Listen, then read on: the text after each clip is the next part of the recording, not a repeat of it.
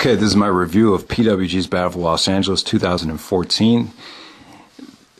This is the first time since 2007 that Bola has been 3 nights, and when we saw the official lineup for Bola, I was really impressed. I think it probably is the most impressive lineup that Bola has done in their history, considering how depleted the Indies are right now.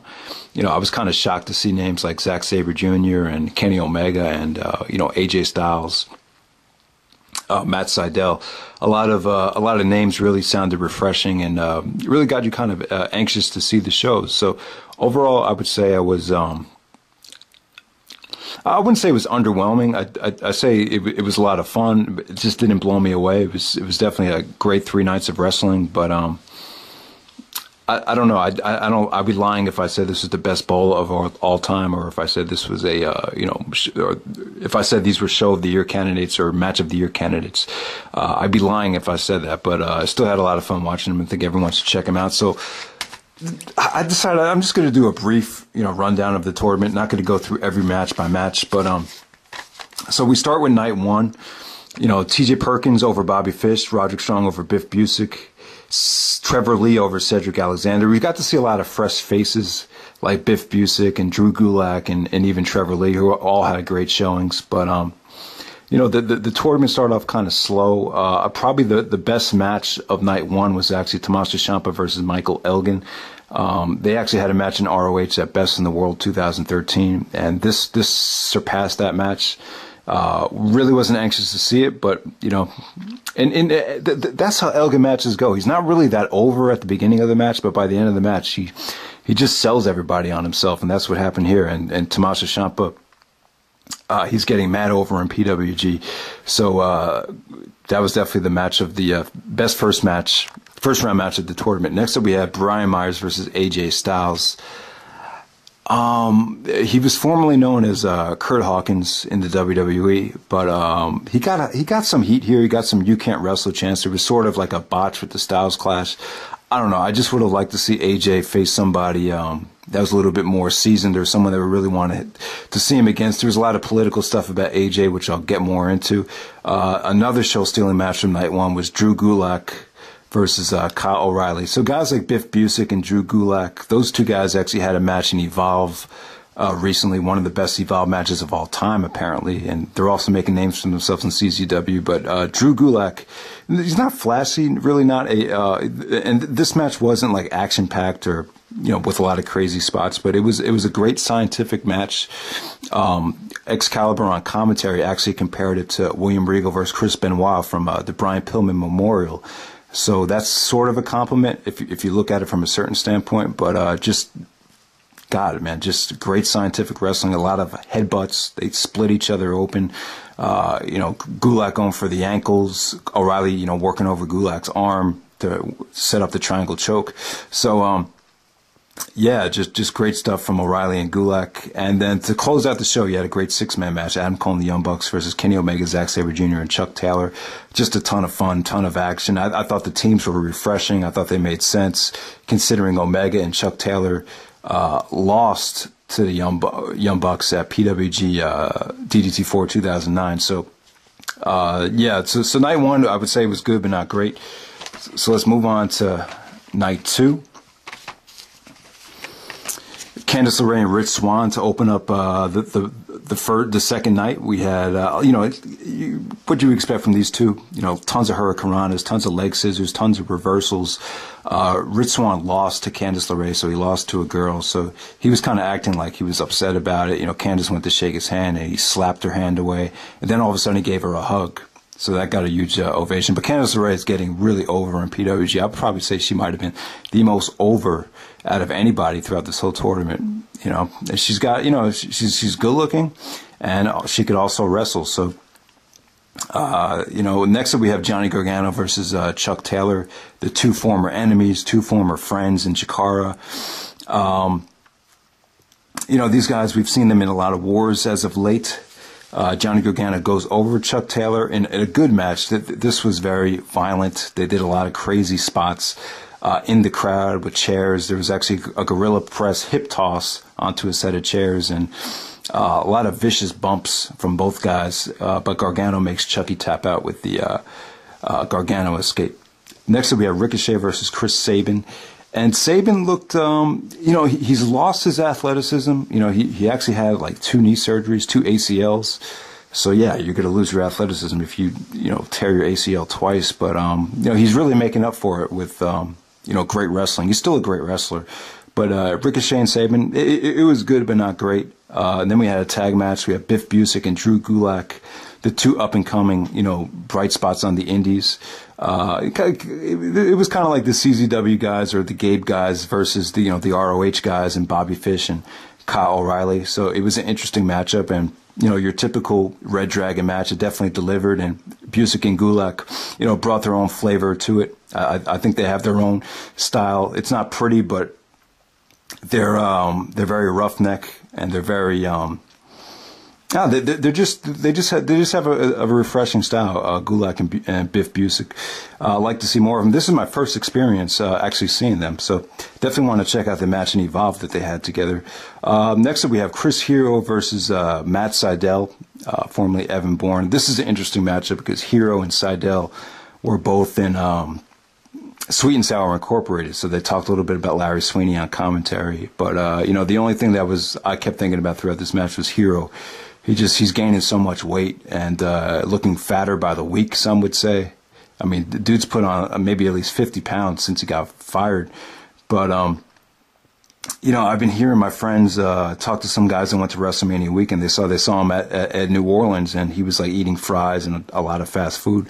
So I don't know. Maybe Heroes is kind of like relieved that he's out of NXT and kind of enjoy himself. Apparently, he has to work really hard to stay in good shape, and so he's kind of just letting himself go. He definitely looks like a fatter version, like an even fatter JBL. Like when JBL was at his fattest, like in 2008, he kind of looks like that. So maybe Hero could kind of be like the bully of the indies with like a JBL type gimmick. So Hero versus Matt Sydal. It was still good though. Hero's weight gain didn't really take away from the match too much. I thought Matt Sydal looked great considering he had just come back from the WWE. He hasn't lost a step. As far as conditioning goes, he must have really good genetics because he pretty much has the same physique that he's always had. But Hero versus Sydal, the 2 Sweet and Sour guys. Sydal actually goes over with the shooting star press over Hero in a good match, but not great. Next up, we have Adam Cole versus Zack Sabre Jr. I don't know, man. I thought this match could have been taken a little bit more seriously. I just feel like PWG needs to pick their spots a little bit better about when to do serious and when to do comedy. But this is one of the most interesting matches of the tournament, so I just felt like it could have felt a little bit more competitive. It was still really good though. You still got to see Zack, show off the whole arsenal here, and him and Cole just made for a great athletic combination. I just think, considering the talent involved, you just would expect something a little bit more competitive and a little bit more serious. Next up, we have ACH versus Kenny Omega, and same thing here. This is a little bit more comedy based, which would seem appropriate considering Kenny Omega. I think if Omega really took himself more seriously, he could be the best thing in pro wrestling. But that's part of what makes up his persona, though. He doesn't take things too serious, and he's a fun guy. But ACH versus Omega, there's like 3 different like sections of this match, but it was really long. We went about 20 to 25 minutes, and it was definitely the highlight of the weekend in the first round matches as far as crowd reaction goes. The fans just ate this up. There was actually a guy wearing a Stone Cold Steve Austin vest, and ACH took the vest away from him and wore it, and they started reenacting Rock versus Austin from WrestleMania 17. So they were doing everything, like the stunners, the Rock with the slaps, the Luthez press, like ACH had everything down to a T with Austin's moveset. So it was really cool. Got a great reaction. Kenny Omega does go over ACH. Great matchup here, just a lot of fun. It wasn't all comedy though. They definitely got to show the full repertoire towards the end of the match. And then the main event, it was kind of a filler dream match here. It's kind of like a TNA versus PWG dream match with Christopher Daniels and Frankie Kazarian taking on the Young Bucks. The crowd was definitely burned by this point, but still a great performance from the Bucks. I thought Daniels and Kazarian still looked good, considering their age. So that was night 2. So let's move on to night 3. Night 3, if you're going to get one show from the weekend, definitely pick up night 3. It's the longest. It runs about 3 hours and 5 minutes, and it's pretty stacked. You definitely get to sit through a lot, and you get more than just great wrestling here. You know, you get a lot of comedy, and you get one of the best heel turns I think we've seen on the indies in years, with Roderick Strong's heel turn. But so we start off the night with Johnny Gargano and Candice LeRae, a second-round match. So Johnny and Candice, really good storytelling here. You know, Johnny kind of felt sorry for Candice when he was going for a super kick, and then Candice spit on him and said, you know, hit me with it. So, you know, Candice is trying to, they were talking about how Candice doesn't like guys to take her lightly. So Gargano goes over Candice LeRae, not really a surprise there, but next we have TJ Perkins versus Ricochet. It was good. I don't know, the TJ Perkins matches just didn't leave me with a memorable feeling this weekend. So Ricochet goes over Perkins, and just a decent match. Michael Elgin and Trevor Lee. There's a lot to talk about here. So Trevor Lee, I didn't talk about him, but he had a great showing this weekend. For him to go over Michael Elgin was huge, so he did advance to the semifinals, and it was definitely, let me just say, it was a great match. These two guys really clicked. Probably the upset of the weekend, one of the biggest upsets in Bola history. You know, Elgin, he hit him with the power bomb, then he hit him with a buckle bomb. Then it just looked like he was going to go for another power bomb and win. It was like, oh, okay. Then all of a sudden, Trevor Lee does a reverse Rana to Elgin, and then hits him with a small package to get the victory here. So just a huge upset, and Trevor Lee definitely reminds me of, he reminds me a little bit of Matt Cross. Definitely has a lot of the same maneuvers, but I think he's a little bit better, though. He's kind of like an advanced version, or more skilled version of Matt Cross, because he kind of mixes it up with the athleticism and the technical ability. But Elgin took a lot of heat for losing here. Supposedly the ROH is mad at him for putting Trevor Lee over because he was the ROH champion at the time. I would just say this. I just think ROH needs to worry about themselves. I think Elgin had the right mindset here. You know, I think, you know, we need to start putting people over on the indies and make bigger stars. You know, Trevor Lee, Biff Busick, Drew Gulak. This tournament definitely had a lot of fresh blood on it. So I was glad that Elgin put him over. I think we're sick of seeing the same guys on the indies like Michael Elgin, Roderick Strong, Adam Cole, Kyle O'Reilly. You can't have the same two guys in Bola in the finals every single year. I mean, it's either Michael Elgin or O'Reilly, Michael Elgin or Cole, or Kevin Steen, or throw someone else in there. But we've just been seeing the same stuff over and over again. So I think Elgin had great intentions here. I'm glad he put Trevor Lee over. I think Ring of Honor just needs to worry about themselves. I think when the indies start worrying about what other indies are doing, it's just a waste of time. It doesn't make any difference at all. Everyone that's a fan of the indies, we know how pro wrestling works. We don't care about wins and losses. We care about performance, effort, and getting it done inside the ring. So that's what I have to say about that. But, you know, ROH, I would just say they just need to mind their own business. So next up we have Kenny Omega versus Matt Sydal. Another good showing from Sydal. Omega does go over, though. Just a really, really good matchup there. Next up, we have Roderick Strong versus AJ Styles. We have a lot of history here. AJ actually hurt Roderick Strong with the Styles Clash. I don't know whose fault it was, but if you fuck up the Styles Clash, it's usually the guy that's taking it. Usually it's their fault. They definitely played off of that on commentary, but at the same time, this was disappointing. It was going great, don't get me wrong. I love AJ's new style. He's not just a high flyer anymore. Since he's been in New Japan, he's wrestling more of a strong style, which I really love. And but you know, this had a goofy ref bump at the ref. I saw the referee went down, and I was just like, oh shit, you know what's going to happen here. The problem is AJ Styles is the IWGP champion, so I'm just assuming, it doesn't take a genius to figure this out, but I'm just assuming that AJ is you know, New Japan's just not letting him, didn't want him to lose. It's as simple as that. And if that's the case, you know, why even book him for the tournament? You know, I would have loved to have seen AJ wrestle Omega or AJ versus Zack Sabre Jr., but we didn't get that. You know, the political stuff kind of held this tournament back for being as good as it could have been. But, you know, AJ and Roderick Strong, you could appreciate it for what it's worth. It was a good match with a crappy DQ finish, so that's what it was. So next we have Kyle O'Reilly versus Zack Sabre Jr., and this is definitely on paper, I would say this looked like the most intriguing match of the tournament. And these two guys have similar physiques, similar styles. They kick the crap out of each other. Great submission wrestling here. O'Reilly actually makes Zack Sabre Jr. tap out with a triangle choke. But yeah, this was excellent stuff. And after the match is over, Roderick Strong comes in the ring and kicks the crap out of O'Reilly, hits him with the strong kick, and sets up a couple of chairs and does his backbreaker toss onto a set of 3 chairs, and O'Reilly gets a concussion. So Roderick Strong gets a bye and is into the finals. So yeah, just crazy stuff right there. So that's it for the second round matches. Now we get to the semifinals. So the finals would actually be a triple threat match. 3 people in the finals. So we had a 3-way for the final match. So here's the semifinals. We have Johnny Gargano and Trevor Lee. Gargano goes over Trevor Lee. Trevor Lee looked impressive again. These guys had a nice, hard-hitting, short, competitive match. Gargano goes over with the Gargano escape. Ricochet versus Kenny Omega. This is definitely the match of the weekend here in the semifinals. Great stuff from both guys. I don't know if these guys have ever wrestled before. And I know they spend a lot of time out in Japan with Ricochet with Dragon Gate and Kenny Omega with DDT, but this was incredible here. I mean, they really had to work hard to keep the fans into it, and they did. They busted out.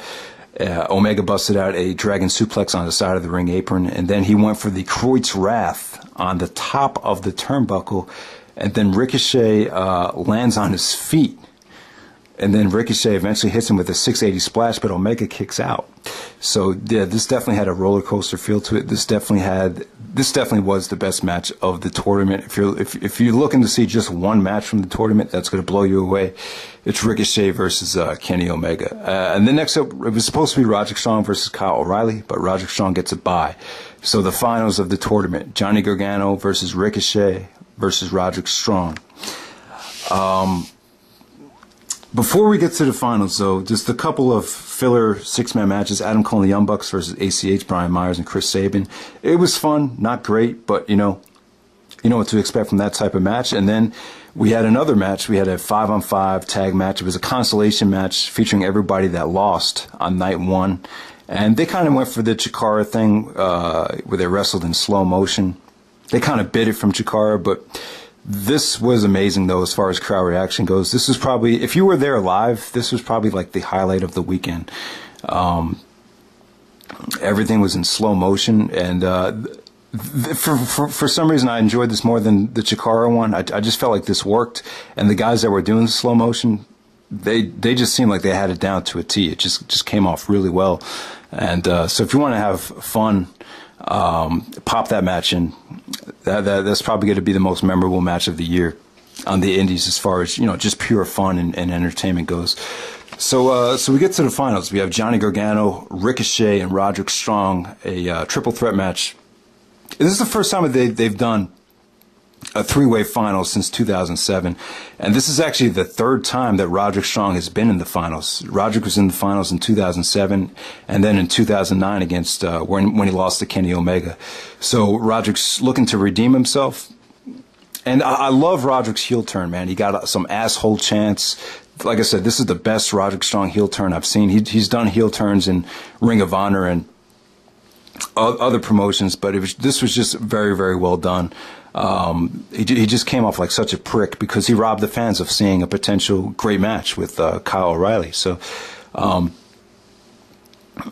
yeah, man. Kind of a weird combination here. You got Johnny Gargano and Ricochet, two Gabe guys going up against the ROH legend Roderick Strong. None of these guys, I would say, was extremely, I thought this tournament was a huge opportunity to push, one of the newer guys, maybe like a Trevor Lee or Biff Busick or Drew Gulak. I would have liked to see one of those guys maybe get a rub. This wasn't I don't think this was the best choice for the finals. For my personal taste, I think Kenny Omega, AJ Styles, maybe Zack Sabre Jr., maybe even Kyle O'Reilly in there. One of those combinations would have been the most interesting. So this was kind of a tough combination to get excited for. All these guys are great. Ricochet, Roderick, and Gargano, but I just felt like the timing was weird to see all these three guys. But out of all these guys, I would say that Ricochet, here's where Ricochet has going for him right now. He's really kind of reinvented himself. He used to just be like a high flyer, but he's earning a lot of the fans' respect because he's becoming a great wrestler. They've even, a lot of people were very impressed with his strength. He got a lot of "you've been lifting" chants throughout the weekend. So he's kind of reinventing himself. So I can see, so Ricochet went over here, and I was surprised by it. Not totally shocked, but I felt like the right guy did go over. As far as the match goes, balls to the wall. They hit each other hard as hell. I wish this had more of a story behind it, and maybe it went a little bit longer. It's so hard to duplicate the Unbreakable three-way match, but every time you see like a three-way on the Indies, you're like, wow.